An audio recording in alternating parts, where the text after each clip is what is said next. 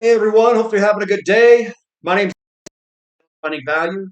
Today we're going to go through Twitter, see what people are sharing on social media. I'll interject my financial opinions as we go through it together. It's generally related to three topics: wealth building, commodities, and or financial topics. So let's dive in there. Let's take a look, see what people are sharing, and I'll interject my financial opinions.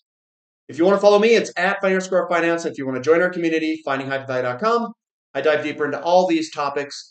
You can ask me questions directly through Q&A sessions. You can follow my midweek updates to see what I am buying and what I like in the markets. And I try to time my purchases when things have pulled back.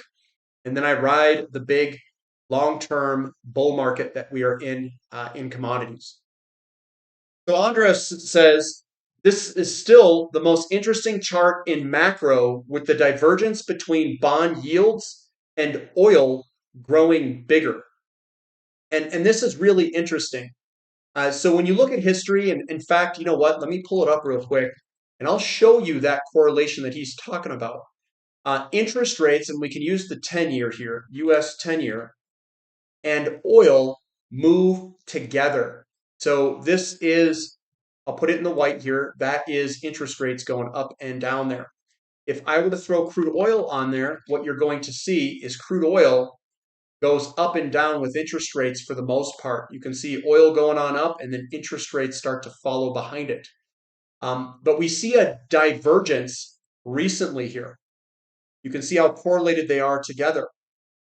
Generally, what we see is oil leads the interest rate.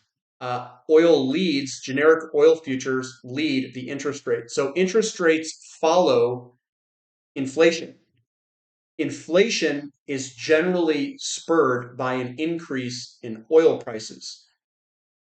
But what we've seen is this divergence on the right-hand side. So what is going on?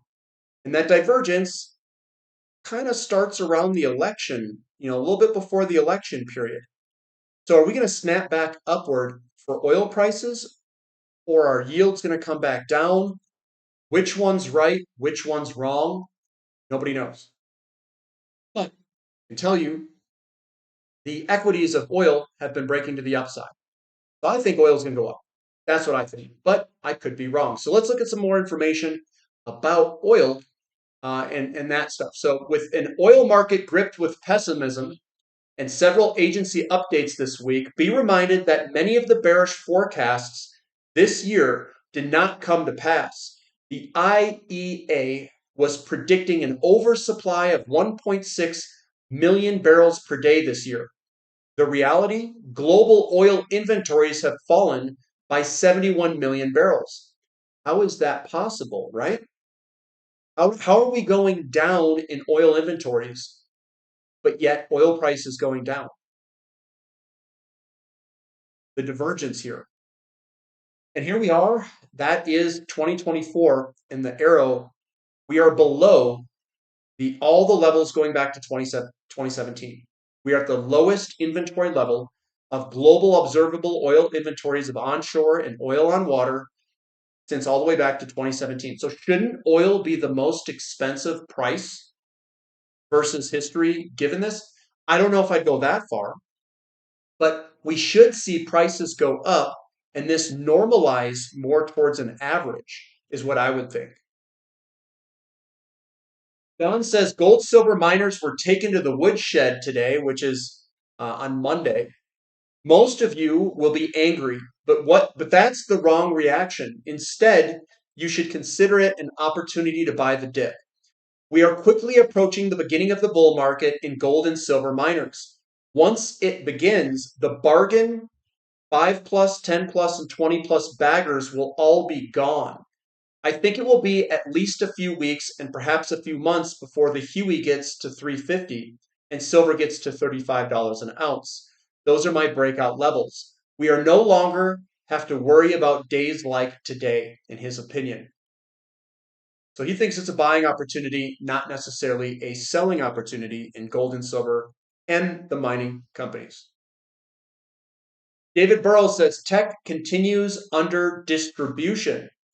This is the semis ETF. And then you can see that we've created a high We've come on down, and now we're squeezing up in another corner, which we've broken down. And this is called distribution. This is your ultimate high. This is your bull trap that it's forming, and then eventually will fall lower behind this. A company that is further along is SMCI. It did the same thing with SMCI. So we can do the candles here. I'll show you what it looks like. This is what distribution, you get your ultimate peak. You get an end of trend, shoulder, head, shoulder. That is a real head, shoulder. This is your bull trap. And then you sell off from that. And then you go lower and lower and lower. Your consolidations are generally angled upward. So they're going to be angled upward like this. So what we see in stocks is an angled upward pattern that is broken with a big, you've got a bearish engulfing there, a bearish engulfing, and the breakout of the trend line. And then you've got all these big red candlesticks. That is distribution. He is right. And this is most likely a bull trap. Now, when I say most likely, nothing's 100% in anything. What we're trying to do is identify trends early. That's all we're trying to do with technical analysis. Criterion Research, it says Appalachian natural gas production continued to collapse, with volumes dropping below 32 billion cubic feet per day this weekend after a big Saturday shift. So this is northeastern gas production. Look at how low we are right now. Now, will this stay down here? I don't know. But that could be one of the reasons why natural gas is heading a little bit higher here, up 10% on Monday. Coming down, investment wisdom. Thinking is the hardest work there is, which is probably the reason so few engage in it, says Henry Ford. Here is Bitcoin. I know Bitcoin, everybody's been shooting their load all over Bitcoin here. So global liquidity and BTC weekly with dates from beginning of year, not end as earlier. So you can see that when liquidity basically moves up, there's a slight delay and Bitcoin follows. So we've got a big kind of liquidity upward move in the markets, and Bitcoin's been following that liquidity movement. Now, how much longer do we have? I don't know. We could turn at some point and head a little bit lower in Bitcoin. When things move really quickly and fast, that's generally when I pull back and say, hey, you know what? This is going a little too quick here. And that's been a pretty big move in Bitcoin. And here's Bitcoin's move. Whenever you start to see things go vertical, that's kind of when I pull away. It's like, okay, I'm good here. Your entry point, if you're playing this move, would have been on this spot there. Right on support, and then now you'd want to maybe reduce if you're a trader. It could still run, definitely could run higher, but whenever things go vertical, we went vertical here, that's when you get the big consolidations and a potential snapback. But it looks good right now. Momentum is up. Coming down, attack on oil kicks off again on London Open. BIS desperate to drive oil down as a first step of quantitative easing stimulus. That very well could be the case. I don't know. I don't like to be sitting in the conspiracy camp, but I do find it a little bit weird that we've got an oil sell-off at the same time that we've got breakouts to basically almost all-time highs in some of the equities. So oil sold off, but if you look at something like XLE, which is an ETF of the larger companies, you've got this big consolidation, 1, 2, and then 3, and then you get the big selling pressure move out. This here, I think, is your wave 1 move. It's consolidated, or it's been hitting up against resistance, and now we're starting to break above that resistance, and we'll see if that sticks. If we start to break on up, that means people are positioning in the equities, which makes me think that oil is going to go higher, would be my guess. U.S. electricity demand is forecast to grow by 25% by 2040. This growth equals 126 nuclear reactors. There are now 92. 115,000 wind turbines, or 4.8 million acres of solar farms, 6.2 times the current installed base, equal to the size of New Jersey. To the size of New Jersey. There's no energy transition. We need more of everything. Completely agree with that. We're going to be eating and sucking down natural gas faster than what anyone knows because we can't respond that quickly to building a whole bunch of nuclear reactors. We need everything if we're going to if we're going to actually hit these levels. Freight futures on Monday, they were up big in dry bulk, up 7% for Capesize, and Panamax was up 2%. Tankers were up 1%, and Suezmax was flat. Minsky says deep BlackRock is behind the Bitcoin move, luring in chasing sheep for slaughter with artificial price action, painting the tape. Painting the tape just means that you're trading between multiple people back and forth, trying to push the price higher to get people to FOMO in. Old and time-tested strategy, dump on the manic public. Here's another one. Minsky is warning everyone again, the order of oculitic banksters is behind cryptocurrency. They want to keep you out of physical gold.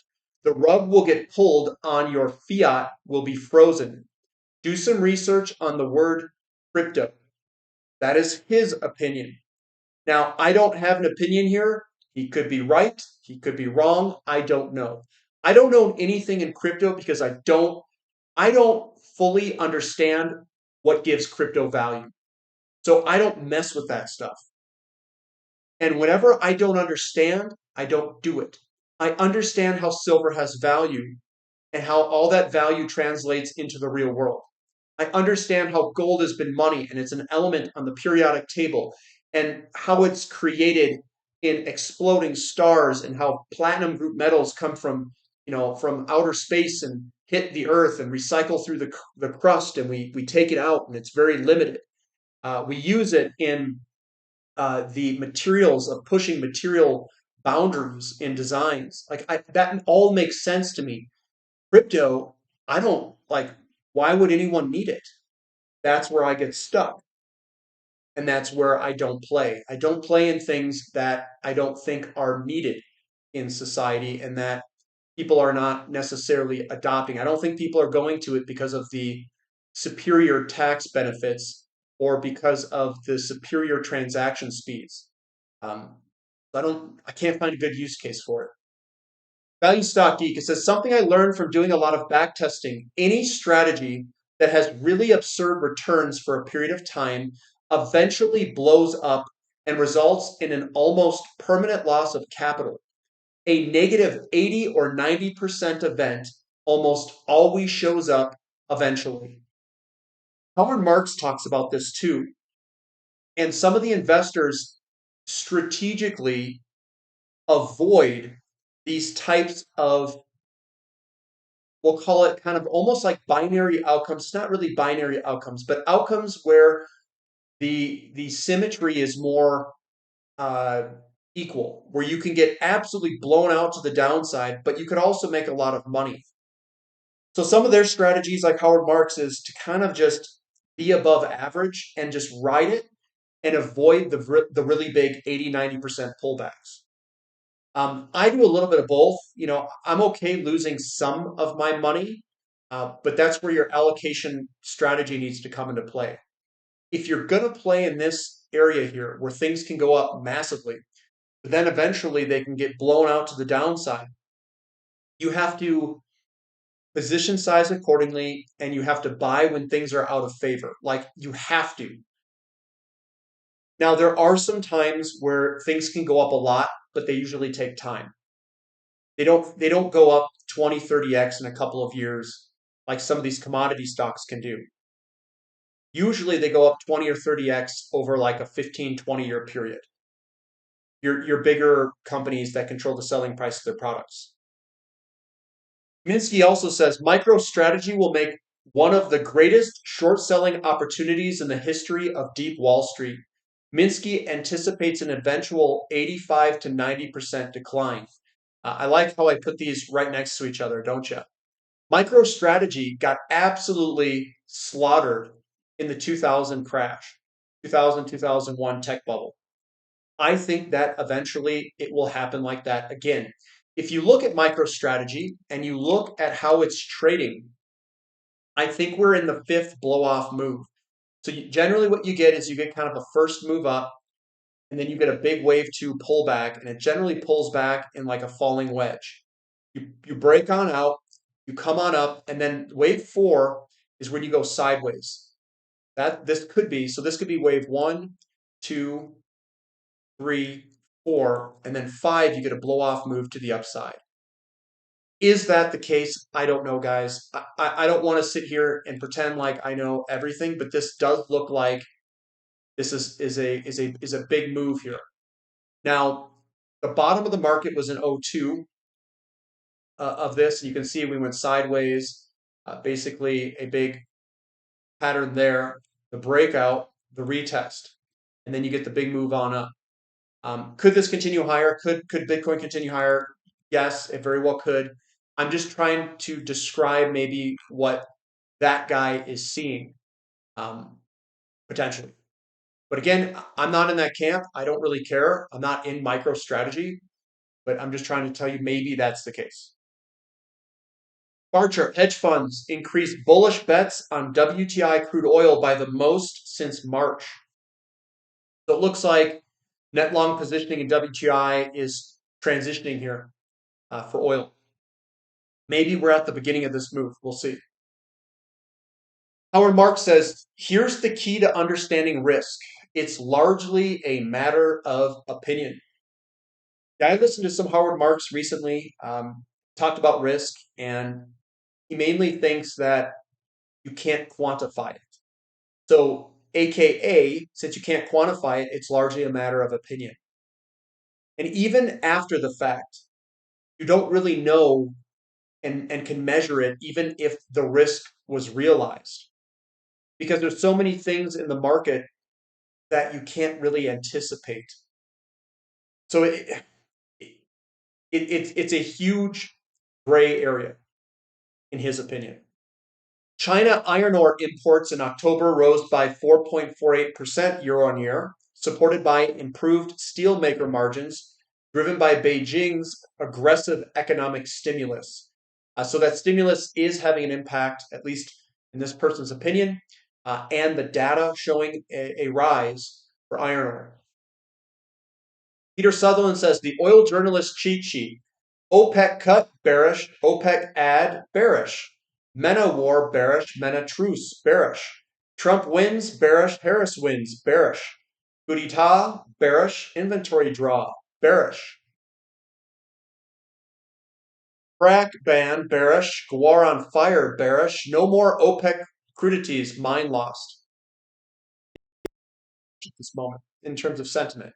But that's generally when you want to get in.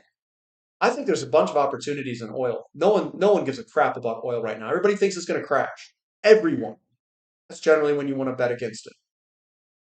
Breaking China. For the first time in history, China's on track to see an annual withdrawal from foreign investors. So here it is, and we could see an annual withdrawal in 2024 for foreign investors. Getting real close here. Grady says, during pullbacks, one needs to remember that gold and silver is the counterweight versus the defended global fiat monetary system. And that monetary system is dying. So it should be obvious not to expect the bull to be easy. Expect it to be hard, very hard. And one needs to remember that silver resumed its secular bull in Q1 of 2024 and gold in Q4 2023. That means that the big trend is now up. But there will be, of course, large and small pullbacks. Also, getting disappointed during pullbacks is not very productive, i.e., getting emotional. Understand the moves and the cycles instead. Mindset and knowledge is key in order to get to the other side. And we've got a breakout in silver, and here's gold breaking out here. So the big trends are up. Keep that in mind. Big trend is up.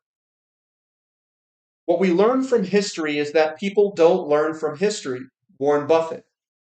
Trend is up. Don't get in those emotions. Learn from history. And that's what we've got for today, guys. So I'm going to end it there. Give me a thumb up for the content, guys. Subscribe to the channel. Subscribe to the website if you'd like. We've got midweek update coming up tomorrow on the website. And that's all I've got for today. So we'll catch you next time. This is Finding Value.